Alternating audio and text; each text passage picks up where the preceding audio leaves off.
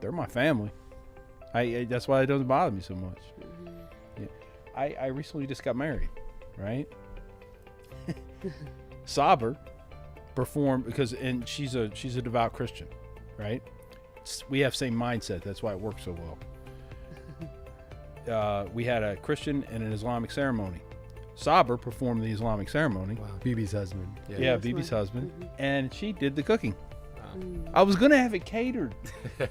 Because I wanted her to just because I know she's always on the go. She's working, right, all the time. And I just wanted her to enjoy it and relax. Kind of got a little. Stephanie told me that she kind of got her feelings hurt. and I was like, well, fine, go ahead. I mean, I just wanted her to sit and enjoy it. But, But this confrontation that you talk about, can you talk about what like the tenor of the it was just, hey, I'm hearing this. What's the truth? Yeah, I think it was beautiful. The way I remember we are sitting on a big dining table, like 10 of us. I don't know, this is 10 chairs. So it was public. It was in front of people. Oh yeah. No. Because I mean, the concern was there. Yeah. And these people, I mean, like maybe they were not even afraid to even talk to him. Some of them. That was like. When I sat down, I'm all about breaking ice, okay?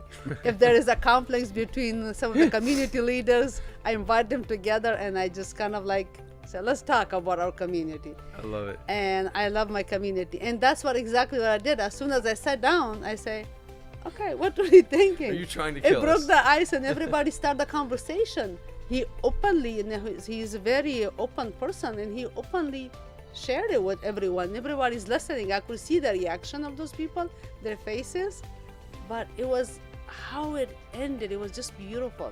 How did it end? Because the understanding came to a different level, because he expressed it very simply that this was my plan, but I'm thinking differently. Meeting you guys, how you guys greet me, how you made me understand, even the humanity part.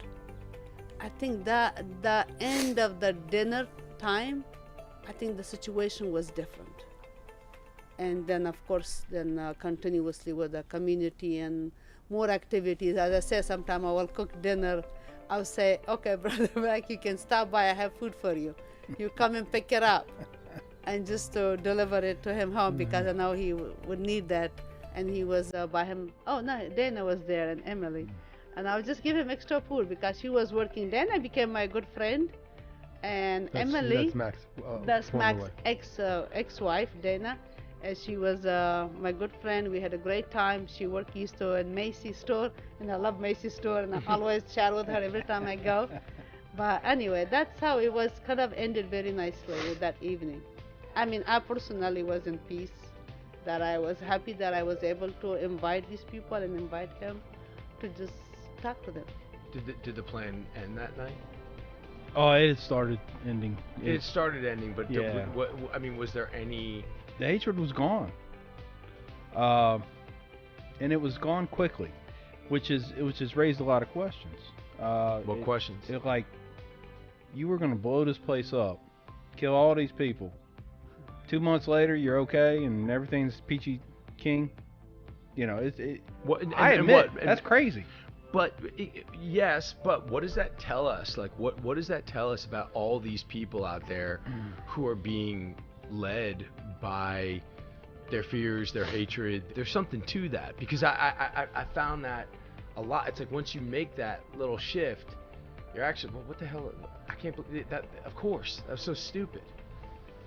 And so, it had a lot to do with. Of course, I was in search of something, and I think her son Zaki said it best. I was missing being a part of something bigger than myself. I think he probably hit the nail right on the head right there. That was it. And they gave me a second chance. What happened after that with my conversion, that really, that was my own personal journey thing, and that it was all God's plan. I truly believe that. But the fact of getting out of the hatred, I've been called a hero several times, a lot. Bibi's the hero. My daughter is the hero. I was just a tool, or just a tool in a cog, man. Really, you know. They're the ones that created the change, you know. And it was because of their actions, because of their love for me as a human. Well, yeah, for me as a human being, you know. And that's what I was missing. I did not have love for humanity. I did not have love for human beings. You know, it was so much easier, like you had said earlier, so much easier to hate and be mad than it is to be nice and show love. It's so much easier. And I took the easy way out, and that's what I was doing. They changed my mind. They made me see life as something else. And that's why this film is such a call to action, because it makes you think change is possible, man. Yeah, 2 months. Wow, that's crazy. I can't explain that. God's plan. That's all I can say, man. I know it's a kind of a cop-out answer, but that's all I can say. At some point, you decided, hey, I want to join this faith. Well, and that had to do with reading the Quran. Okay.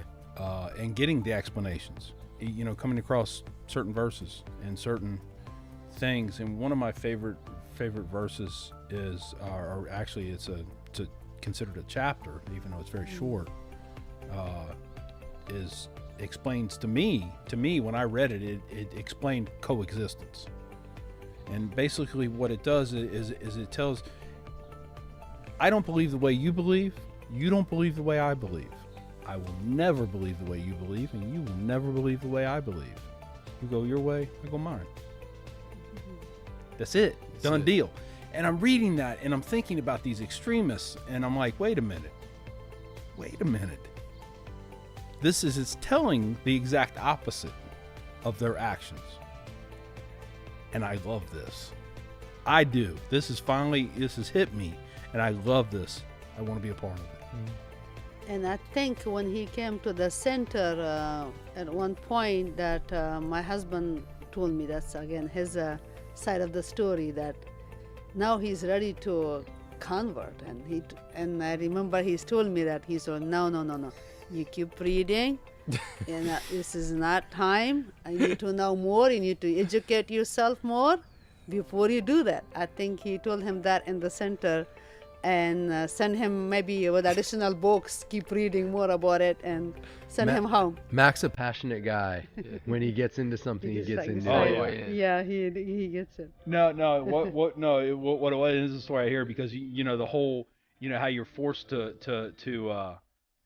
convert and all that, all the horror stories that we hear and everything like that. So it's funny. So I actually go to the masjid, the center, the mosque, and I go there with the intent that Friday to make my conversion, to say Shahada, your declaration of faith, right? To say that. And I go up to Sabr, and I think it was Dr. Venkatu who was standing next to him. I think it was another earlier founding brother, right? He was all part of all that. And they're standing next to each other, and I tell him, I says, I'm ready to be a Muslim. And they just stood there, and they looked at me, they looked at each other, and they look back at me and they go, no. And I never forget that, because I'm like, well, so much for that convert or die thing, huh? Wow. And they said, brother, you have much more to learn. And I says, don't we all? And they looked at each other again, and they're like, he got us. All right, come on. Wow. Yeah, so that wow. Yeah. So that's always been a funny story.